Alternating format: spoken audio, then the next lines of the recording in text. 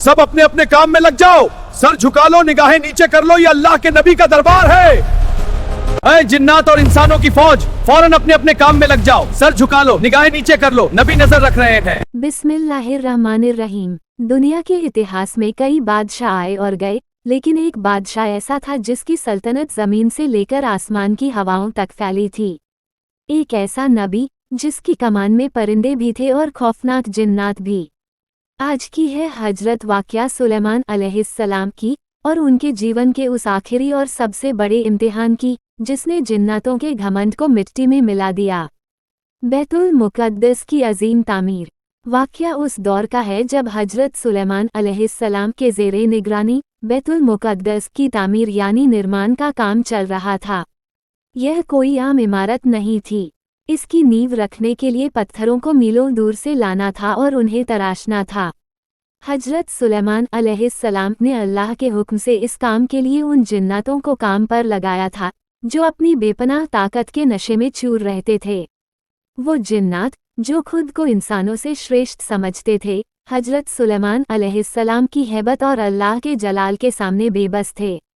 वो खौफ से थर थर कांपते थे और दिन रात बड़े बड़े पत्थरों को उठाकर लाते, उन्हें तराशते और मस्जिद की दीवारों को ऊंचा करते थे। मौत का फरिश्ता और नबी की फिक्र।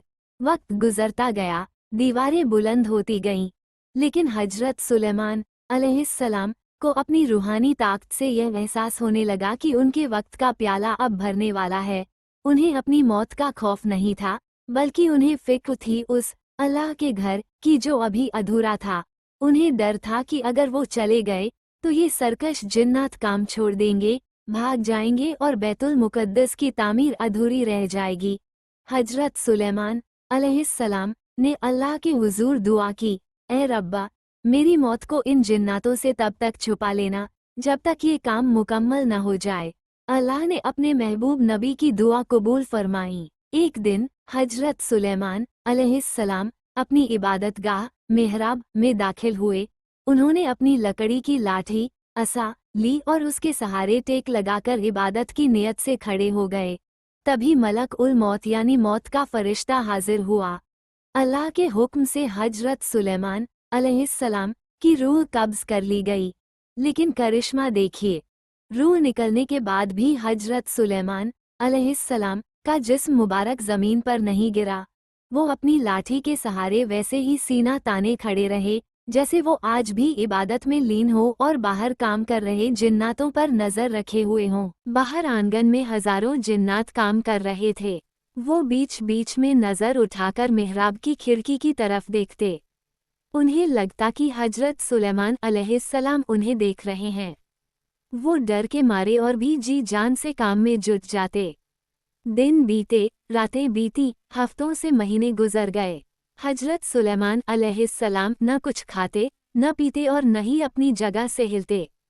जिन्नात आपस में कानाफूसी करते। देखो, अल्लाह के नबी की इबादत कितनी गहरी है, वो थकते भी नहीं। उन्हें जरा भी अंदाजा नहीं था कि सुलेमान अलैहिस्सलाम इस दुनिया से रुखसत हो चुके हैं। आखिरकार बैतुल मुक़द्दस का काम मुकम्मल हो गया। जैसे ही आखिरी पत्थर लगा, अल्लाह का हुक्म हुआ। एक नन्ही सी दीमक अरतुल अर्ज ने हजरत सुलेमान अलैहिस्सलाम की उस लकड़ी की लाठी को नीचे से कुतरना शुरू किया। लाठी अंदर से खोखली हो गई और जैसे ही वह टूटी, हजरत सुलेमान अलैहिस्सलाम का जिस्म जमीन पर आ गया। पूरे दरबार में सन्नाटा छा गया। जिन्नात भागते हुए करीब आए और देखा कि सुलेमान अलैहिस्सलाम का इंतकाल तो महीनों पहले हो चुका था। वो हैरान रह गए कि जिस इंसान के सामने वो महीनों से डर के मारे झुककर काम कर रहे थे, वो तो कब का जा चुका था। दोस्तों, इस वाक़ये से दुनिया को एक बहुत बड़ा सबक मिला।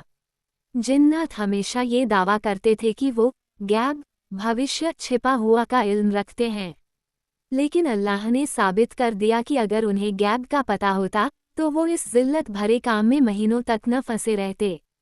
ये कहानी हमें सिखाती है कि इल्म और ताकत सिर्फ अल्लाह के पास है। हजरत सुलेमान अलैहिस्सलाम ने अपनी मौत को भी अल्लाह की रज़ा और उसके घर की तामीर के लिए कुर्बान कर दिया। अल्लाह हमें भी हजरत सुलेमान अलैहिस्सलाम के जैसा ईमान और इखलास अता फरमाए।